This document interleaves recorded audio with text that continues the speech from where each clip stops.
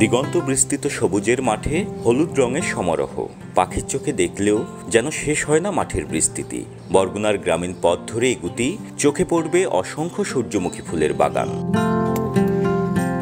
দেশের সবচেয়ে বেশি সূর্যমুখী ফুলের আবাদ হয় দক্ষিণের জেলা বরগুনায়। উপকূলের মাটি ও আবহাওয়া সূর্যমুখী চাষের উপযোগী, যে কারণে দিন দিন কৃষকরা ঝুঁকছেন এই ফুলের আবাদে।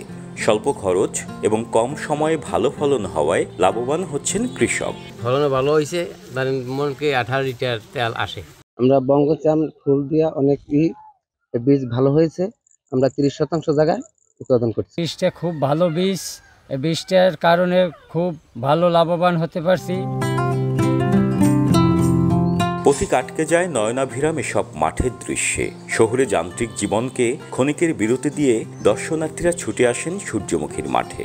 এটা যদিও কৃষকদের একটা আয় রোজগারের জায়গা, তারপরেও একটা পর্যটন কেন্দ্র হিসেবে ভীষণভাবে সমাদৃত। এখানে সুন্দর ফুল রয়েছে এবং ফুলের সাথে ছবি অনেক সুন্দর আসে।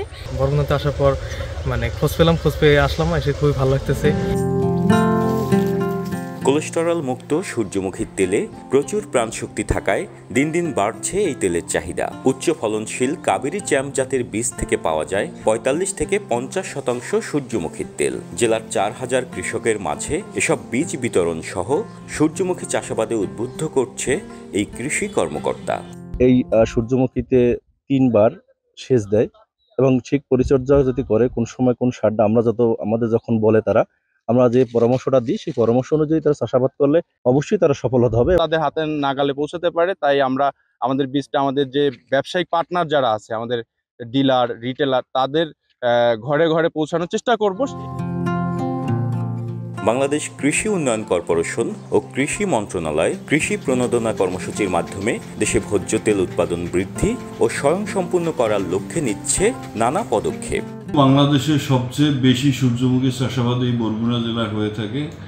তাই আমি মনে করি এখানে যদি তেল কোম্পানিরা আসে এবং তারা যদি ছোটোখাটো আকারের একটা তেল শিল্প কারখানা গড়ে তোলে, তাহলে এই অঞ্চলের কৃষকদের একটা অভাবনীয় উন্নতি সাধন হবে। এখানে চাষিরা খুবই আগ্রহী এবং আমরা কৃষি মন্ত্রণালয় এই প্রণোদনার মাধ্যমে আমাদের এই বীজটা দিচ্ছে। সূর্যমুখীর তেলটা ব্যবহার বেশি হয়, তাহলে আমি মনে করি ভোজ্য তেলের পরিমাণও আমরা আমদানি কম লাগবে এবং আমাদের উপকূলীয় অঞ্চলে এটা ব্যাপক চাষ করার ব্যাপক চাহিদা আছে এবং চাষিরা খুবই উৎসাহী এই চাষটা করার জন্য।